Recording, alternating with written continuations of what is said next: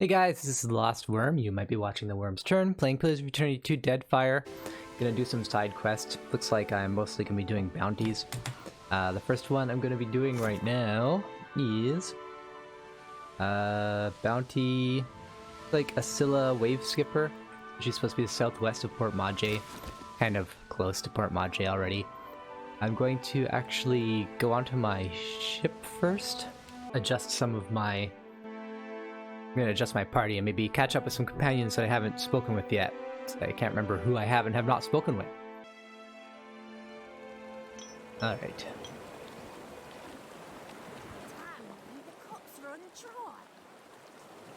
Takehu, I haven't talked to you before. As you turn to Takehu, a shadow passes over your vision. You feel a tug from somewhere deep within his soul. A faint ripple creases the air between you two like a forest of ethereal kelp. I'll surrender to the sensation. Takehi's soul is vibrant and energetic, almost too lively to occupy its mortal shell. There is a bright thread of energy that trails away from him. You instinctively follow it. You stand in a grand hall, underwater and cloaked in oppressive shadows. Pillars of coral and bone reach up to support a ceiling that must be hundreds of fathoms away. Chandeliers lit with bioluminescent globes dangle from long ropes, swaying in languid, tentacular motions. At the farthest end of the hall sits Andra, as tall as a castle keep and leaning forward in her throne. She's adopted the head of an anglerfish and regards you with its globular stare. Her sickle-shaped jaw opens and closes in a rictus of conflicted emotions. A life without friction or challenge has left the boy in need of guidance. The voice of Andra pounds at your mind with relentless force. He thinks himself frail, but my heart beats in his chest. He is stronger than either of you could know.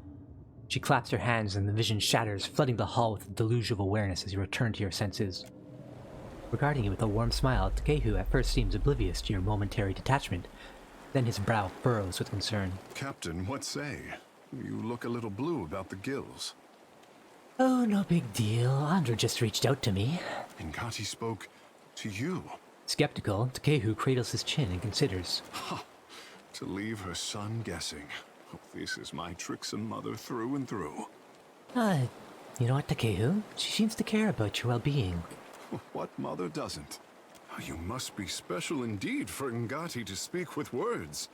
For her people, she lays out cryptic stepping stones hidden in omens. Akira, but send her my fondest wishes. I wanted to ask you about Prince Aruihi's interest in the black market.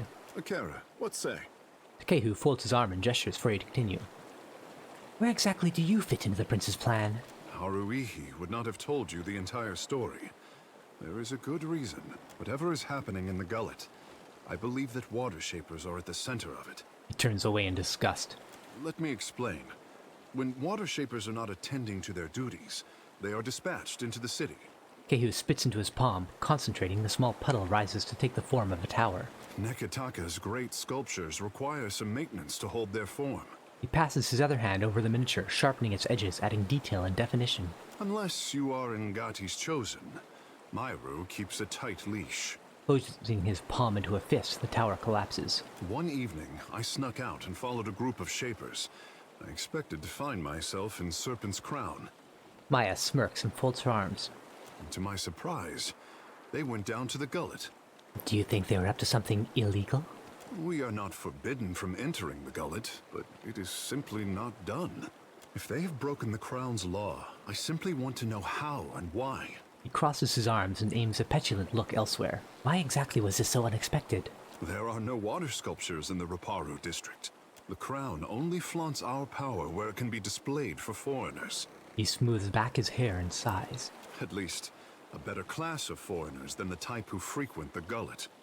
Back to my other questions. You have questions? Akira, I have answers. Takehu opens his palms and gestures for you to speak freely. The Kahanga royalty seem very taken with you. Between the Crown and the Guild, Nekataka has high hopes for Ngati's chosen son, I say. Takehu smooths back his hair with both hands as he gathers his thoughts. If Ngati had not blessed me, I say the goddess touched me for more than enriching one tribe, glorifying one island. Takehu bites his thumbnail and sighs. I can tell you don't want to be anyone's savior. Akira, yes. Kehu draws in a deep breath and nods, savoring your words. I say there is me, Takehu. And there is the Takehu others would make like a coconut husk doll. The more I try to be the Takehu I know I am, the harder I am constrained. What say? He brings up his gaze to meet yours. You give too much power to the expectations of others. But it is the adoring people who made Takehu the savior of the tribes. He shrugs, sighing. Many think that I have a duty to the Huana. I say I am the only one unconvinced.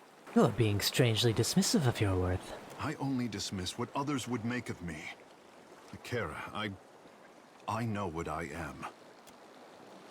Hesitating at first, Kehu envelops your hand into his, the scales among his palm both prickly and warm. Just as it seems he will break away, instead he leans in closer. I know how I seem. We did not have this word, conceded, before Adirans landed on the Isles. I wouldn't argue with that. If Ngati had not touched me, I wonder if anyone would care. Takehu seems ready to say more. He stops himself and releases you from his grip. The world around you darkens, and once again you feel an insistent tug for your attention, the pull centering from Takehu's soul. Render to the sensation. Once again you find yourself in Andra's waterlogged hall of power. The tired swaying of bioluminescent chandeliers casts uneven rays of light down on her court. Poor boy. He has it backward, as usual. Silky, distant voice asserts itself in your thoughts. I did not choose him so that he could do great things. I chose him because talent should be fostered toward any end. Sadness and regret creep into her tone, but something about them rings falsely to your ears. How fortunate that you are here to set him on the right path. I know you won't disappoint. You underestimate my ability to disappoint, Andra. You hear a smile in her words. Apologies. I say I never miss an opportunity to talk about myself. The presence withdraws, leaving you unsteady on your feet. Oblivious, Takehu offers a broad, showy smile. I had some questions. You have questions? Ikera, I have answers. Where did you live prior to Nekataka? The Kahanga are my tribe, but my people settled on Atua, an island too modest to deserve the attention of maps. My mortal mother tans boar hides. My father trades in the abundance of pearls and opals Atua is blessed to provide. When I was born, Father called me his blue topaz boy. Takehu scratches the back of his head and grins. Oh, he's godlike. I didn't realize he was godlike. What did you do around the island? Oh, I could not be kept from the water, so my father taught me how to dive for pearls and azada snails. Ngati filled my palms with riches on every harvest, I say. Azata, a sea snail native to the Deadfire, the Huana used their smooth egg-shaped shells as currency. When I came of an age to begin a man's pursuits, the Mataru reached out to the Kahanga Queen. Weighing my arrival against the forces that descended on her territory, the Queen could not invite Ngati's chosen into the Water Shapers Guild fast enough. In hard times, the endorsement of a goddess is more valuable than currency. Your birth must have been a big event. Ikera, high winds stirred the vigor of the seas. 2 huts collapsed before our local storm speaker could shout down the weather. He beams with pride. They say the skies only cleared when I fell into the midwife's basket. Peace had returned to the island. Or so the Mataru predicted. Have any other notable godlike come from Atua? Doubtless, I say. But I am the most precious gem of recent history. Are you so certain? Stand before another gem? Godlike are revered as bringers of local change, but only Ngati's chosen is thought to deliver an omen for all Huana at once. Alright, back to my previous questions. Ikera, speak on. Tell me a little about water shaping, Takehu. The art of our ancestors, I say. To bend water to our will is a gift from Mother Ngati to her chosen people. Takehu stands tall and grins with pride. Since devastation swept our way of life out to sea, too much of the art has been lost. Periki, founder of the guild, organized the lore of Ngati's talent into a series of postures and meditations we call the 4 forms of water shaping. What are these forms? Try as we might to embody Ngati's element, our bodies are not water. Ikera, this is the form of grief, a beginner's test. Takehu closes his eyes and sweeps out his hands, exhaling sharply. The body's internal water is a force that conquers all. Even the mountain will bow to the stream. The form of hope, I say. Takehu crosses one leg before the other and sways on the spot. Water commands its vessel, and the vessel can be shaped as surely as the mountain. The form of metamorphosis, Ikera? Takehu opens his eyes, which now resemble polished onyx. His smile is hungry, predatory. He blinks and the effect is gone. The art is a challenge to grasp, difficult to master, and impossible to perfect. Unless you are Ngati's chosen, I say. Of course. You said there were 4 forms. Ah, it is only by force of habit that I omit the final form. We do not speak of it in the guild. The form of transcendence. Takehu closes his eyes and concentrates, holding out his palms. He bites his lower lip and focuses. Finally, he shakes his head and stands at ease once more. Only a story, I say. Even crafty Pariki could not commit this ancient form to her scrolls. Pariki was an explorer and founder of the Water Shapers Guild. Many of the modern teachings of the water shaping stem from her research into ancient Huana society, which led her to her posthumous renown and the subsequent naming of her home district in Nekataka as Pariki's Outlook. It was said that our ancestors could shape the very oceans of the Deadfire. This was Ngati's true gift, but we have yet to recover it from the ruins of our past. Tell me again about the forms? Try as we might to embody Ngati's element, our bodies are not water. Ikera, the body, blah, blah. water, the Same art thing. is a challenge to grasp, difficult to master, and impossible to perfect. Unless you are Ngati's chosen, I say. Let's be off.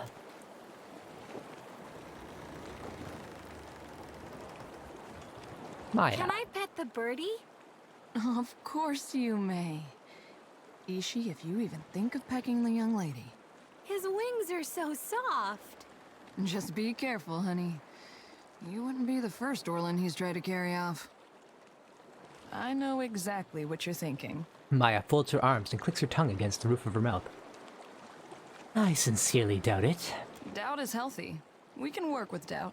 You're asking yourself, how did I let the Royal Deadfire Company plant an informant in my crew? I wasn't thinking anything of the sort. I barely remember who you are. She chuckles to herself, but there's a note of resignation to it. My superiors might expect me to report in from time to time, but don't read too much into it. You're not the only big thing happening around here. I'm in this for a lot of information, a little diplomacy, and plenty of target practice. She opens her palms and shrugs.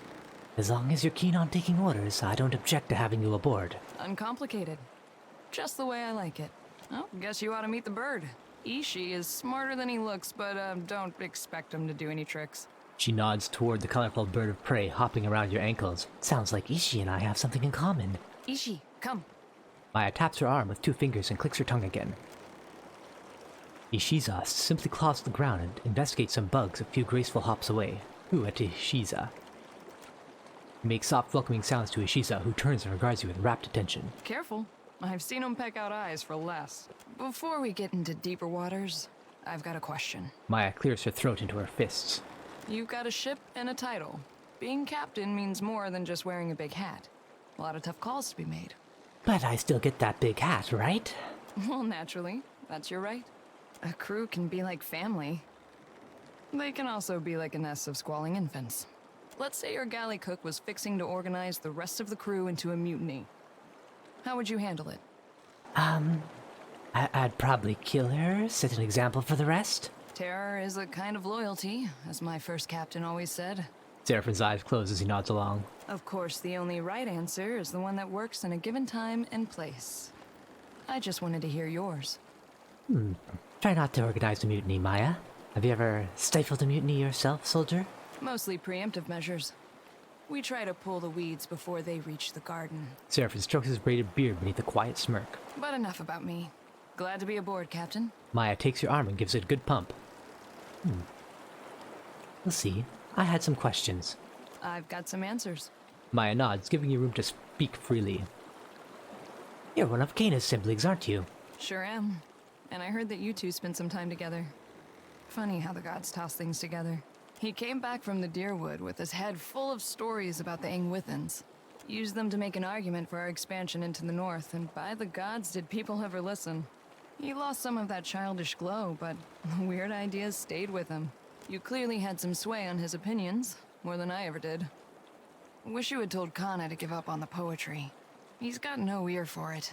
Hey, I happen to enjoy Kana's songs. If you want to hear a voice like a powder keg belting out Rauatayan anthems while you're running at a dragon, be my guest. Some of us find it distracting. I found it inspiring. I do with bullets what Kana did with words.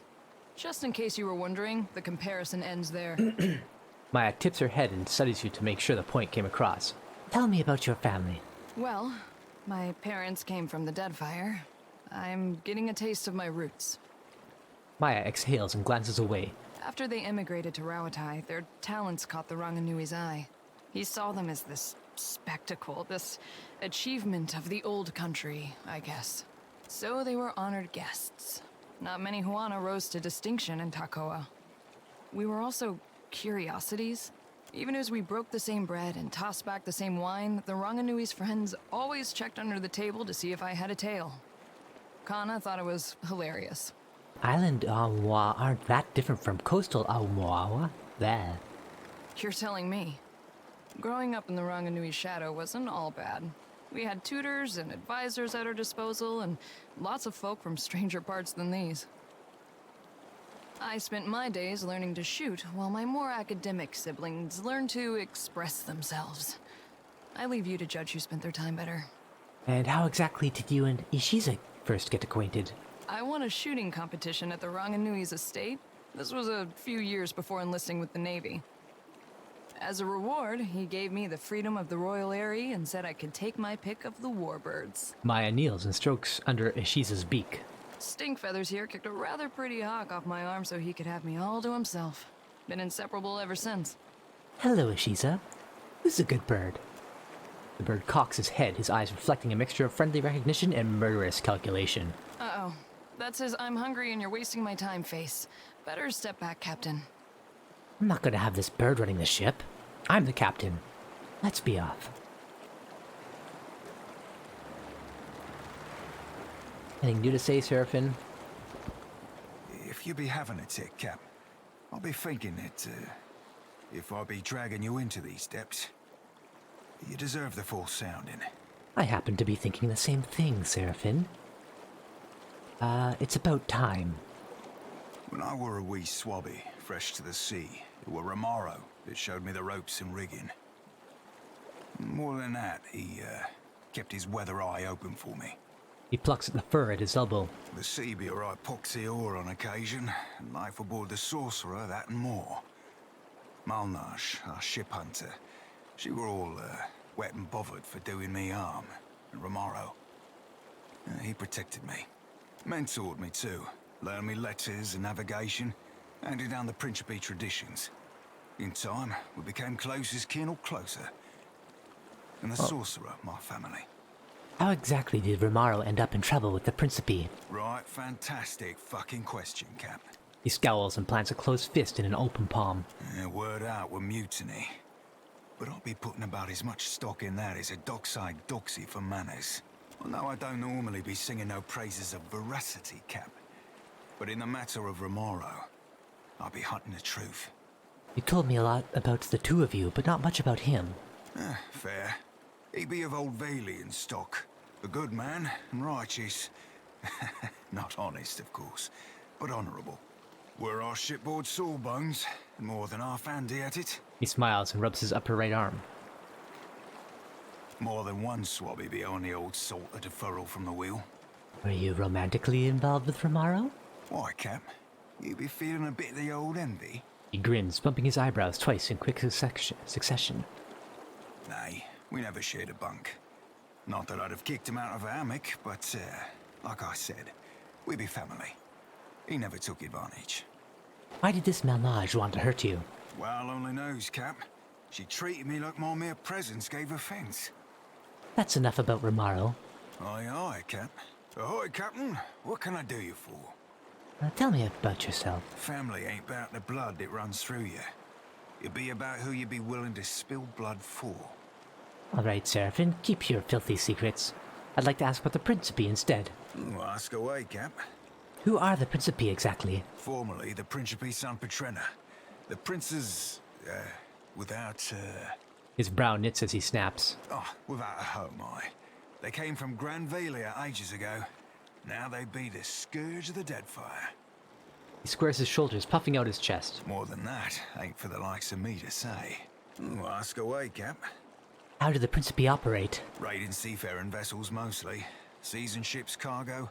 Ships themselves if they be worth anything. If there be passengers of high birth, we be taking them for ransom too. Ain't squeamish about slaying, but be avoiding it when we can.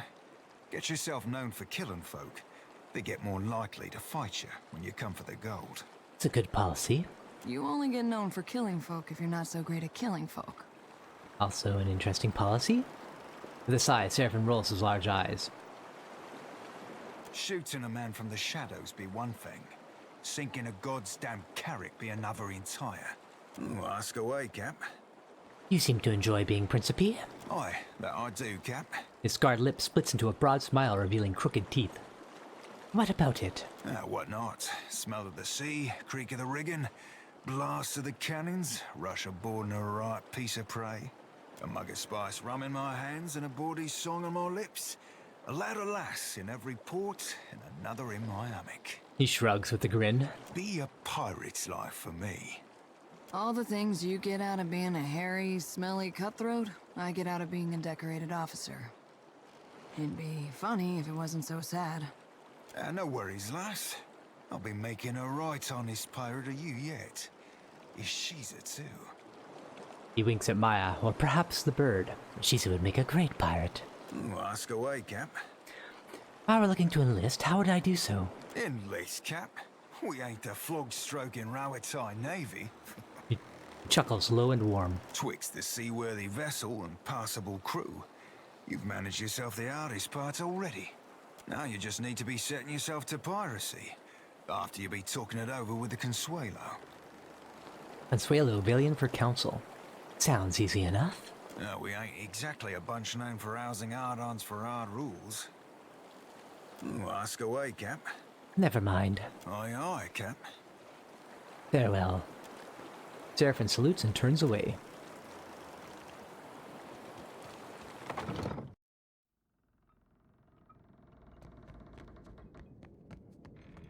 Anything new to say to me, Jyoti?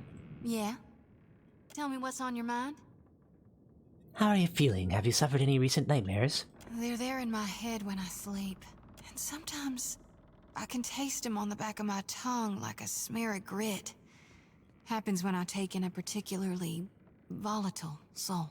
That sounds unpleasant. That's all for now. You need me, I'll be 2 whoops and a holler away.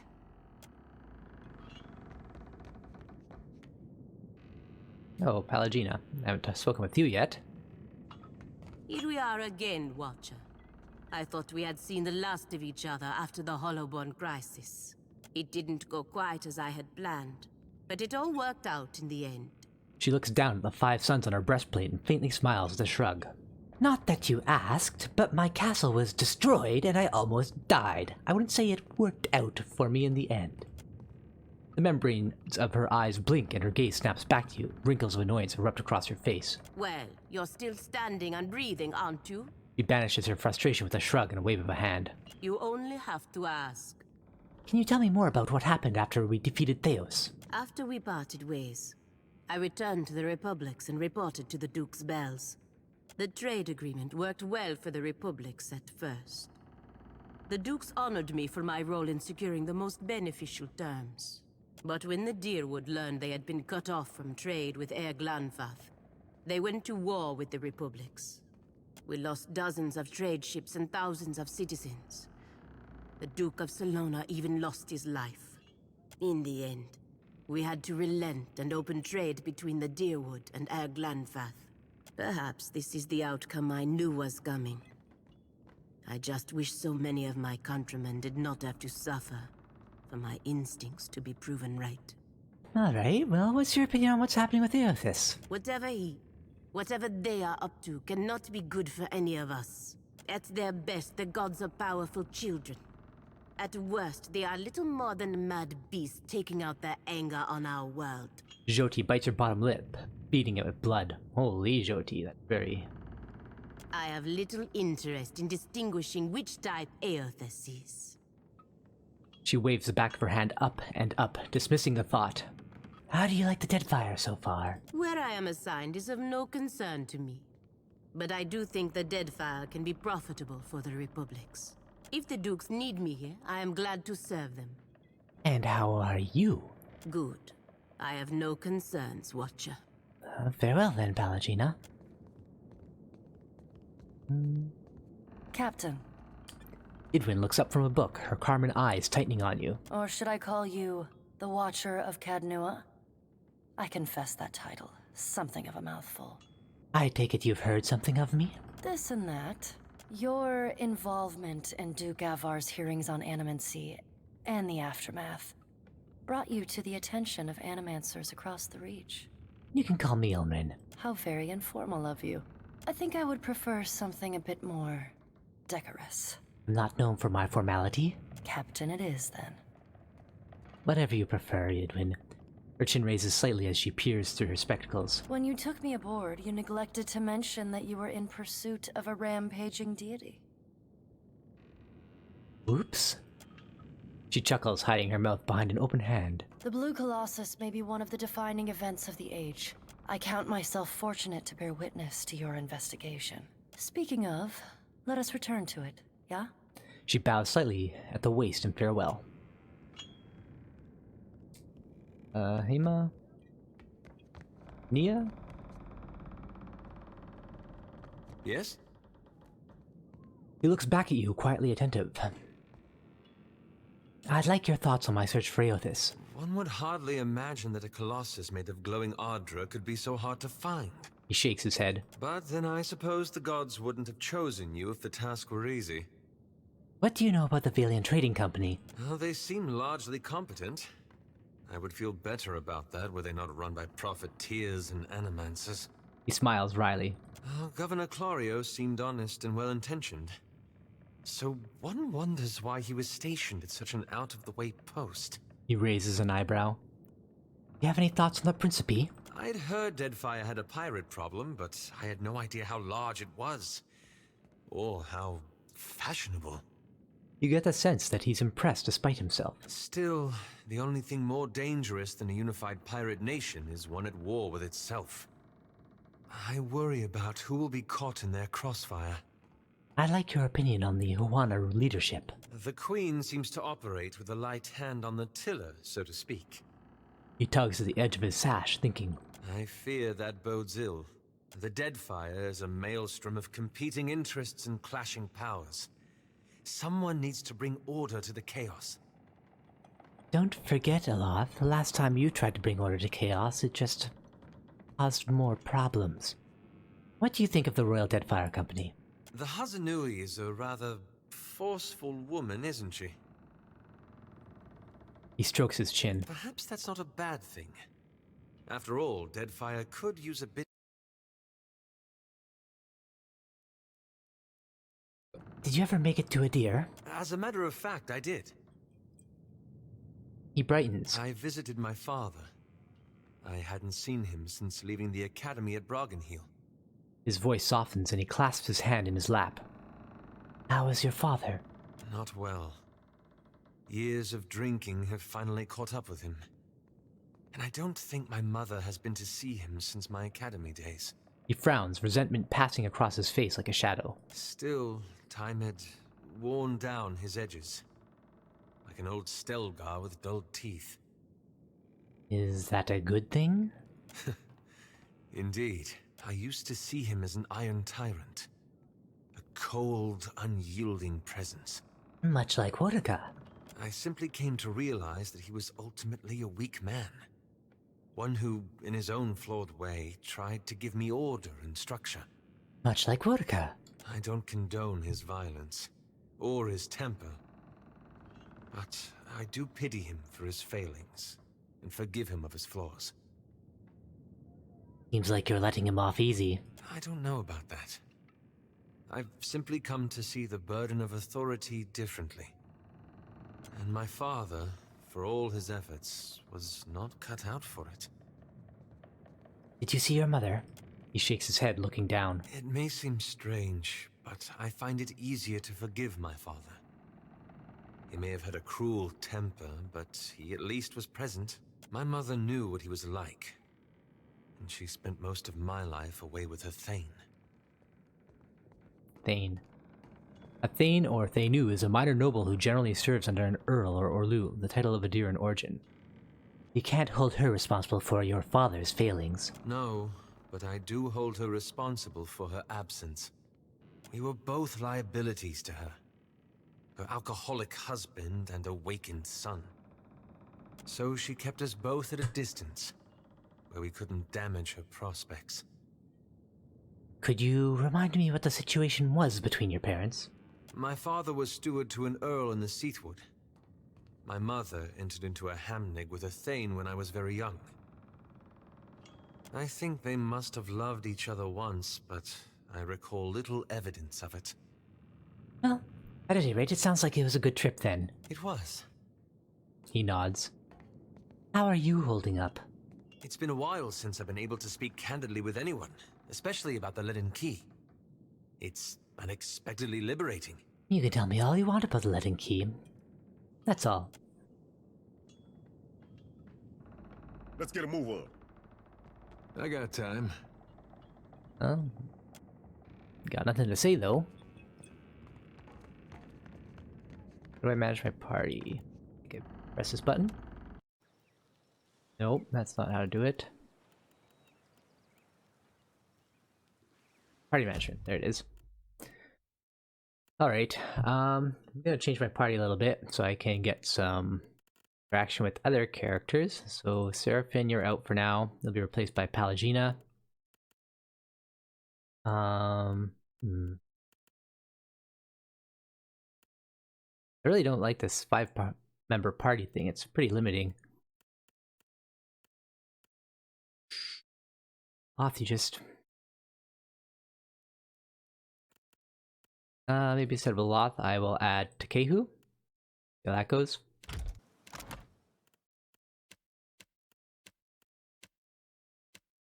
Your inventory like.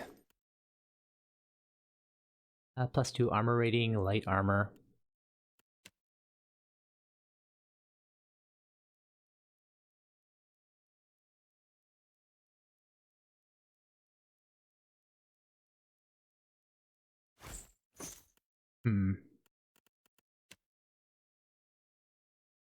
Water Shooter's focus, rod, two-handed. Fine. Leaping arc, range attacks bounce +1 times with rod attack. Okay.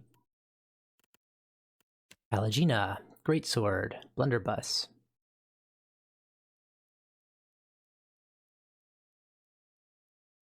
You don't got any good weapons for you. Your armor. 5 Suns breastplate. Defiant, -5% damage taken, improves his wearer loses health. That's pretty good.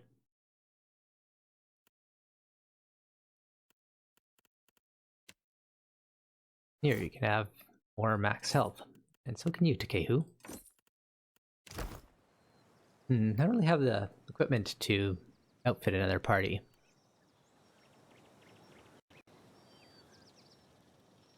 Could take all of the equipment from Seraphin and...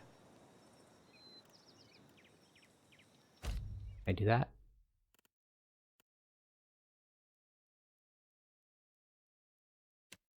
And a Loth. 8. Inventory.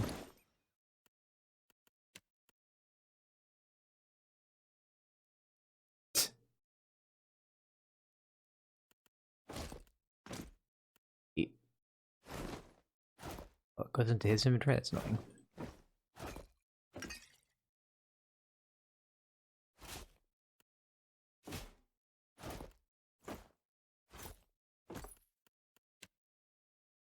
Take off all your clothes.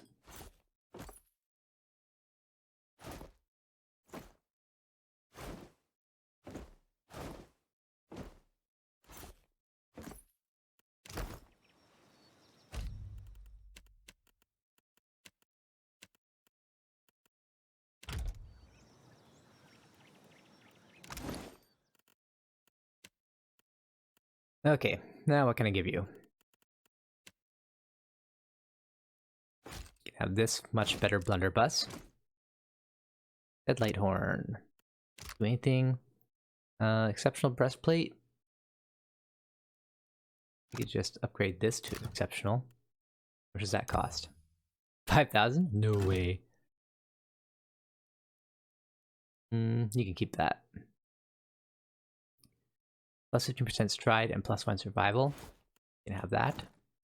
Lay on hands. Sure. Leap, okay. Plus 1 constitution. Better than that. Plus 1 intellect, plus 5% damage. Accuracy to intellect. I think I'll give it to Kehu. Oh, you can't wear a helmet because you're godlike. Intellect. Your area of effect. Yes. Effect and resolve. Plus 3 accuracy. I think we'll put on Palagina. Oh no, she's already got effect. And I think that's everything. Well, I don't think she has a helmet. Oh, she's also godlike. Oh, no helmets here. You could wear it. Nice hat.